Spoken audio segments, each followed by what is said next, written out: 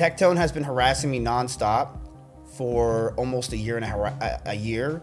I was asked to say something and almost sent to say something by Maya and Mizkif. Accusing me of so many terrible and disgusting things and accusing me nonstop, brigade me, and make his chat hate me. What does it take to go from being untouchable on Twitch to fighting lawsuits, losing sponsors, and watching your audience slowly disappear? The way I behaved was horrible, and I will be better, and I will learn from this situation. Because just a few years ago, Mizkif was everywhere. Millions of viewers, massive collaborations, co-founding one of the most powerful streaming organizations, and building a reputation as one of the most entertaining personalities on the platform.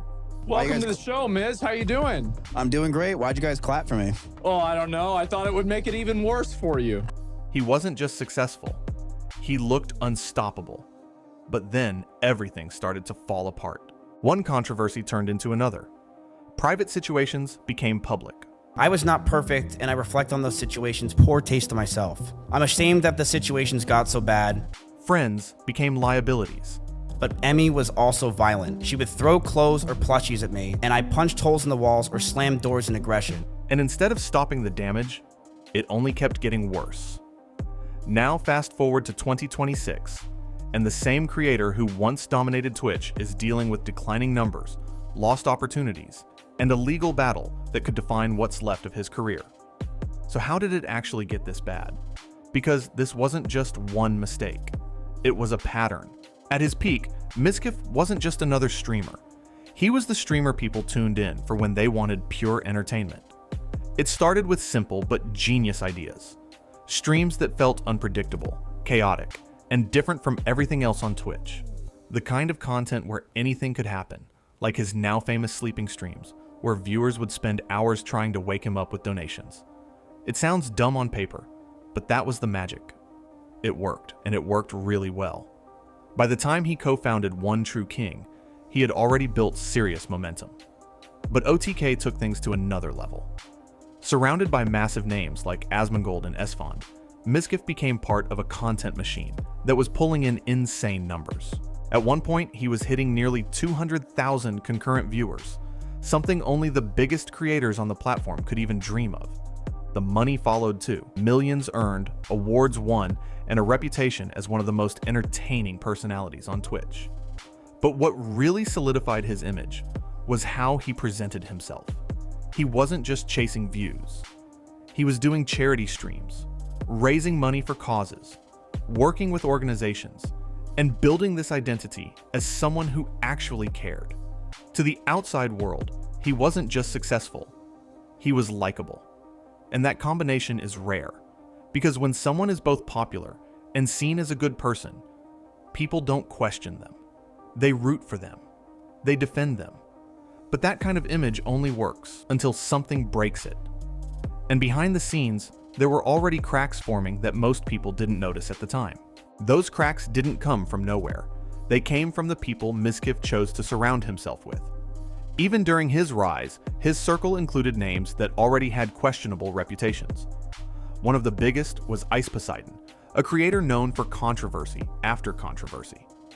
Being associated with him wasn't exactly a great look, but at the time, it didn't seem like a big deal. The bigger issue was much closer to home. CrazySlick, Mizkif's roommate and longtime friend, had already been involved in situations that made people uncomfortable, even if they hadn't fully blown up yet. And this is where things started getting serious. Back in 2020, at a private party, streamer Adriana Lee had an incident with CrazySlick that left her uneasy. At the time, it didn't go public in a major way. It was talked about quietly, pushed aside, and never fully addressed. Then, in 2021, Adriana shared her experience publicly, and instead of treating it with the seriousness people expected, Mizkif downplayed it. On stream, he brushed it off as something minor, something people wouldn't really care about. And in that moment, whether he realized it or not, he made a choice. Protect his friend, instead of fully acknowledging the situation. At the time, it didn't seem like a career-ending move. Most people didn't push back hard. The story faded again. But that decision didn't disappear. It just sat there, waiting. Because all it takes is the right moment and the right person to bring everything back into the spotlight. That moment came out of nowhere, and it turned everything into chaos overnight. It started with something completely unrelated, a debate about gambling on Twitch. Mizkif publicly criticized gambling streams, calling out creators who were promoting it on the platform. One of those creators was Trainwrecks TV, and instead of backing down, Trainwrecks fired back with something way bigger than anyone expected. He didn't just argue about gambling, he accused Mizkif of helping cover up serious allegations involving his friend. Suddenly, the situation from years earlier, the one most people had forgotten, was dragged back into the spotlight. But this time, it wasn't staying quiet. Within hours, the internet exploded. Adriana's story resurfaced, and now people were paying attention. Clips, tweets, and old statements started circulating everywhere. What Mizkif had once brushed off as not a big deal was now being dissected by thousands of viewers in real time. And then things escalated even further. Adriana went live and shared more details, claiming there had been pressure behind the scenes to handle the situation a certain way. I was asked to say something and almost sent to say something by Maya and Mizkif. The narrative quickly shifted from just what happened at that party to whether Mizkif had tried to control how the story was told. At that point, it stopped being a small controversy. It became a full-blown scandal. And the worst part? This was no longer something he could ignore or laugh off on stream. The audience that once supported him was now questioning everything. But just when it seemed like things couldn't get worse, people from his past decided to jump in. And that's when everything really started to fall apart. That's when everything turned from bad to completely out of control. Because once the story blew up, it wasn't just critics speaking anymore. People from Mizkif's own past started piling on. And the biggest betrayal came from someone who helped him rise in the first place, Ice Poseidon. Out of nowhere, Ice began leaking old messages, private Discord logs filled with offensive language that didn't match the image Mizkif had built over the years. The same creator who was known for being relatable, funny, and one of the good ones, was now being exposed in a completely different light, and the internet noticed immediately. It wasn't just about one situation anymore. It became a pattern. The way he handled the Adriana situation, the people he kept around, and now the messages from his past. It all started stacking up at the worst possible time. What made it even worse was how it looked from the outside. Instead of taking control of the situation, Mizkif looked like he was constantly reacting, defending, explaining, downplaying, and every response seemed to make things messier, not better. At this point, the narrative had flipped completely. He wasn't the guy people were rooting for anymore. He was the guy people were questioning. And once the internet turns on you like that, it doesn't just stay online. Because behind the scenes, brands were watching, sponsors were watching, and they were about to make a decision that would hit him harder than any tweet ever could.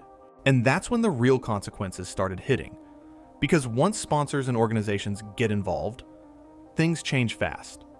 Right in the middle of the backlash, One True King released a statement announcing an internal investigation.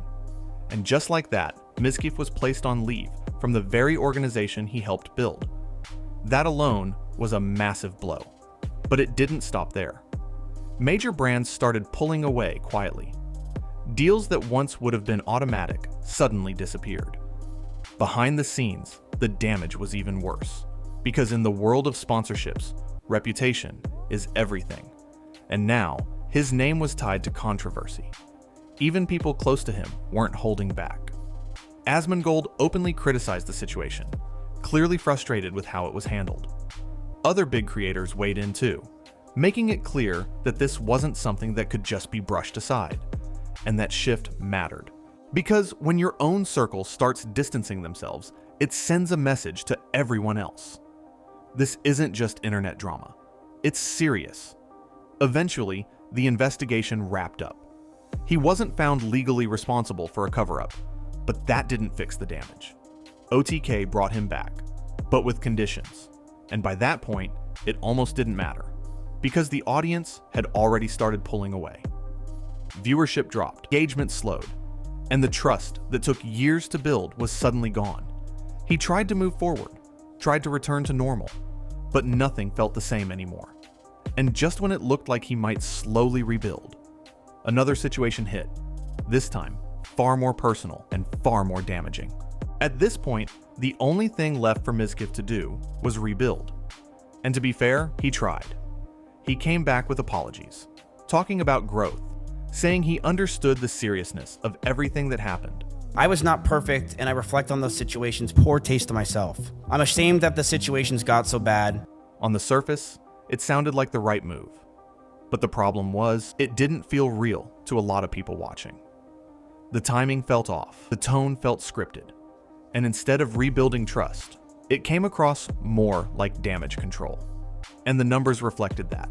His viewership never returned to what it once was. Streams that used to pull massive audiences were now noticeably smaller. The hype was gone, and the energy around his content just wasn't the same. So he pivoted. He tried different types of content: podcasts, gym videos, collaborations, anything that might spark momentum again. But nothing really stuck. The audience that once showed up for everything he did wasn't showing up the same way anymore. And then came one of the biggest contradictions. After publicly criticizing gambling content on Twitch, the very thing that helped spark his earlier drama, he started accepting deals tied to it. To a lot of viewers, it didn't look like growth. It looked like desperation. And once people start seeing you that way, it's hard to change their minds. Instead of a comeback, it felt like a slow fade. The momentum was gone, the trust was gone, and the version of Mizkif that once dominated Twitch didn't exist anymore. But even then, somehow, things were still about to get worse. Because the next controversy wouldn't be about friends, or old messages, or public debates. It would be about something much closer to home. Then came the situation that pushed everything over the edge, and this time, it wasn't about old drama or internet arguments. It was personal. In late 2025, Emiru went live and shared what she described as her experience over the past few years. What started as a quiet relationship behind the scenes suddenly became public, and the details were serious. Chat, we're roommates. We're dating. He's my boyfriend. She described a pattern, not one isolated moment, but ongoing behavior, arguments, emotional pressure, controlling tendencies, and moments where things escalated far beyond what most people expected. According to her, it wasn't just stress from previous controversies. She claimed this behavior existed even before everything blew up publicly, and only got worse after. I would constantly want to be farther and farther from her. I would use her for content, but after stream, would want to be alone. I didn't know how to break up with her. The stream spread fast. Clips started circulating everywhere. People dissected every detail, comparing it to everything that had already happened in Mizkif's past, and the narrative shifted again. This wasn't just about how he handled situations anymore. It was about who he was behind the scenes. And then came his response.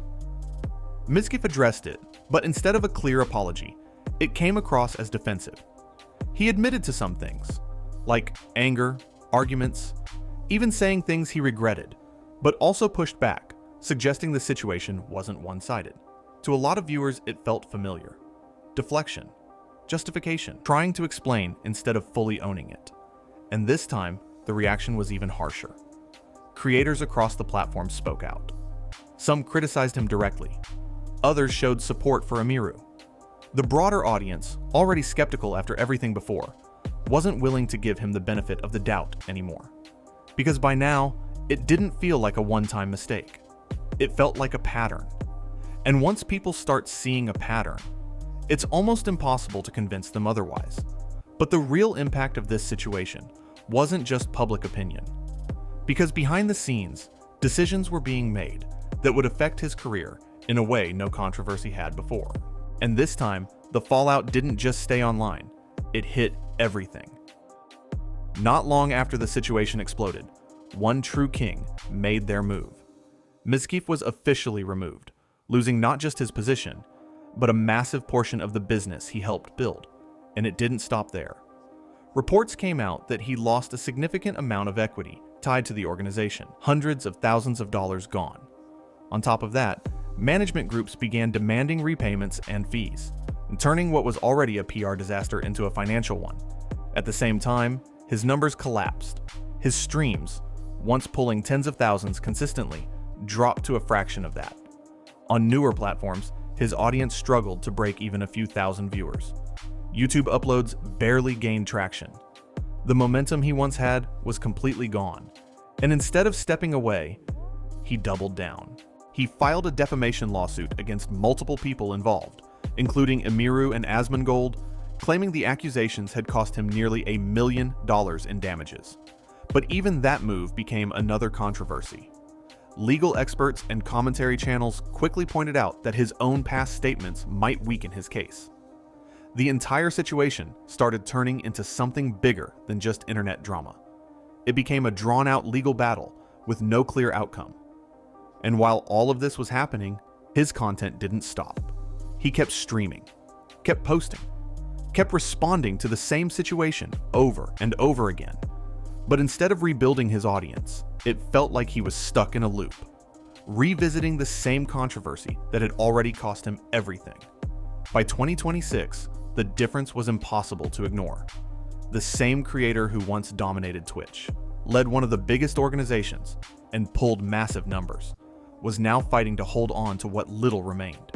And at that point, the question wasn't whether he could come back. It was whether there was anything left to come back to.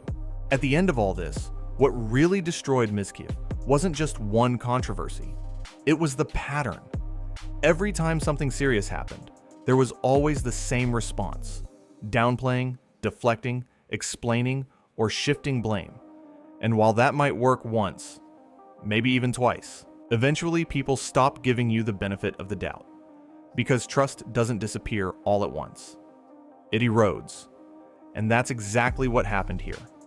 The rise was built on personality, relatability, and the feeling that he was someone people could root for. But the downfall came from the exact opposite: decisions that made people question who he really was behind the scenes. By 2026, he's still around, still posting, still trying to stay relevant. But it's not the same. The numbers are lower, the influence is smaller, and the reputation that once carried him to the top is now the thing holding him back. And the craziest part? At multiple points, this entire situation could have gone differently. A different response, a different decision, a little more accountability. And maybe the story changes, but it didn't. And now, instead of being remembered as one of Twitch's biggest success stories, his name is tied to one of the platform's most public downfalls. If you made it this far, you clearly enjoy deep dives like this. So, do me a quick favor. Hit that like button, subscribe to the channel, and turn on notifications so you don't miss the next one. And I want to hear your take too. Do you think he can ever make a real comeback? Or is this it? Drop your thoughts in the comments.